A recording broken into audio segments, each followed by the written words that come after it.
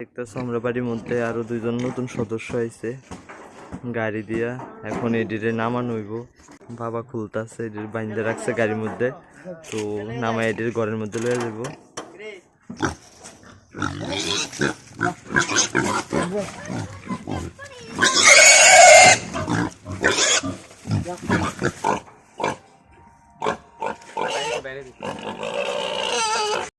এই হলো আমরা নতুন শুকরটি।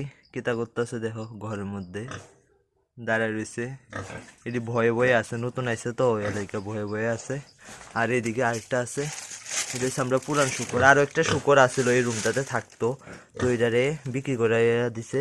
আর ইনো একটা রয়েছে, দেখো এটা হলো আমাদের পুরানো শুকর।